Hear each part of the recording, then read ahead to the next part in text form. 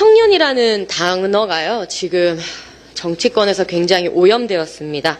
청년 운운하는 이런 정치가 국민들에게 굉장히 피로감이 높다는 것을 인정합니다. 청년 정치의 그 시작점 즈음에 제가 있었고, 제가 잘못 놓은 스텝들이 있다는 것을 반성합니다. 되는데 청년 정치란 단어가 오염됐다라고 얘기해서 상당히 좀 놀랐어요. 그리고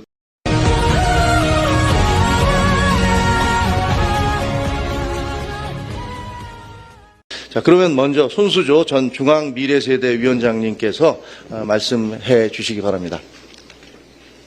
네, 여러분 반갑습니다.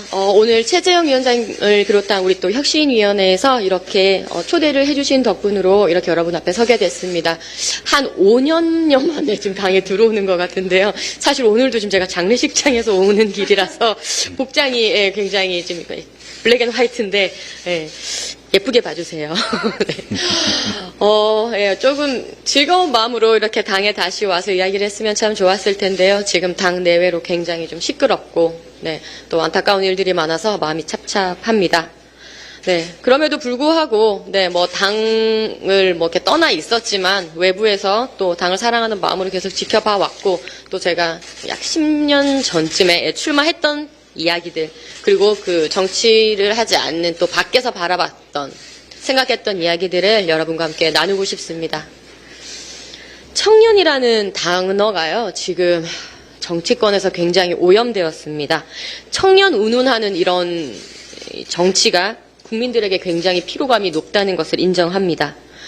청년 정치의 그 시작점 즈음에 제가 있었고, 제가 잘못 놓은 스텝들이 있다는 것을 반성합니다. 손수조의 공천은 좋은 선례가 되지 못합니다.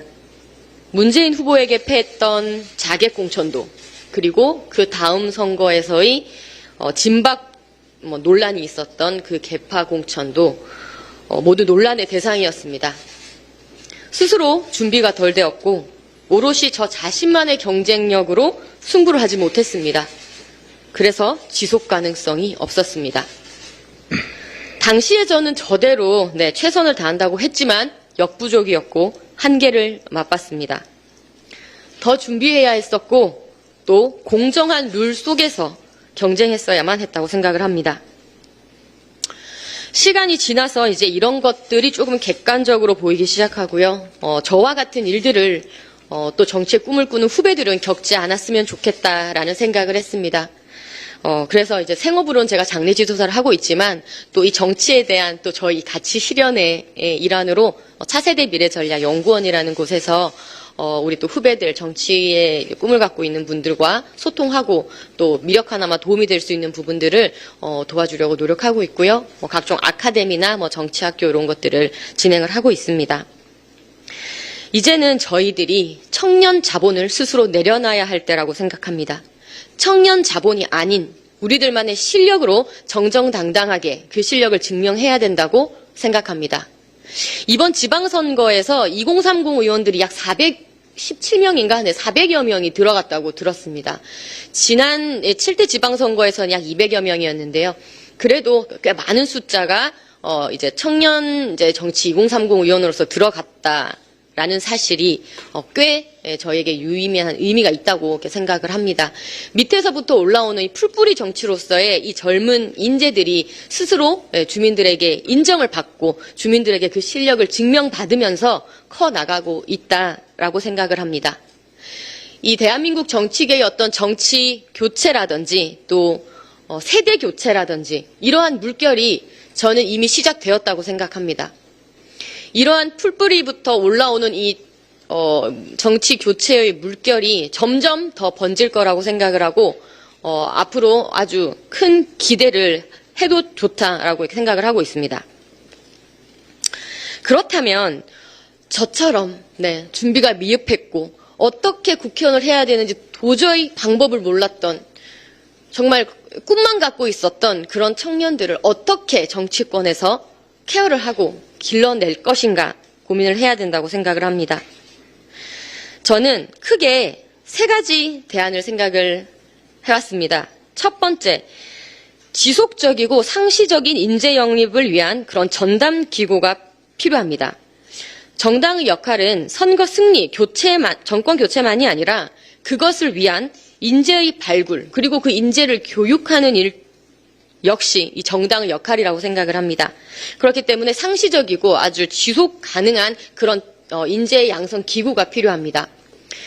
여의도 연구원을 두 가지로 A, B로 나누어서 하나는 정책만을 담당하고 또 한 가지는 인재 양성만을 위한 이런 식으로 나누는 것도 하나의 방법일 것 같고요. 각 위원회, 시도당에 인재 양성 센터를 설립하는 것도 하나의 방안이라고 생각을 합니다. 이런 이야기들을요, 당 안에서 했을 때는 자기 정치한다고, 자기 세력 만든다고, 사당화 논란이 일고 막 그랬었어요. 제가 중앙미래세대위원장을 할 때도 이런 얘기를 많이 했었지만, 이 당 안의 조직이라는 것이 여러분 아시잖아요. 위의 리더가 바뀌어버리면 하부 조직이 다 바꿔버리니까 지속하지가 않습니다. 인재를 이렇게 축적을 해가야 되는데, 이거는 정치적인 성향이 너무 강하니까 리더가 바뀌어버리고 당대표가 바뀌어버리면 모든 이 조직이 다 바뀌어버려서 교육을 지속한다든지 청년 자본이 축적된다든지 하는 것이 굉장히 어려웠습니다. 그리고 두 번째는 공천입니다. 제가 처음에 국회의원이 되고자 했을 때 어떻게 국회의원이 되어야 되는지, 어떻게 공천을 받아야 하는지 정말 몰랐습니다. 주변 일가 친척 중에 아무도 정치한 사람도 없었고요. 마음 터놓고 상담할 것도 없었습니다. 그래서 저는 네이버에 검색했습니다. 그 당시 한나라당이었으니까요. 한나라당 공천을 쳤습니다. 치니까는 이제 그 심사하는 위원님들의 이메일 같은 것들이 나오더라고요. 그 이메일에다가 제가 이력서 집어넣고, 그리고 어디에 회의하신다 그러면 그 이력서 들고 그 문 앞에서 기다리고, 굉장히 바람직하지 못한 공천 방법이라고 생각을 합니다.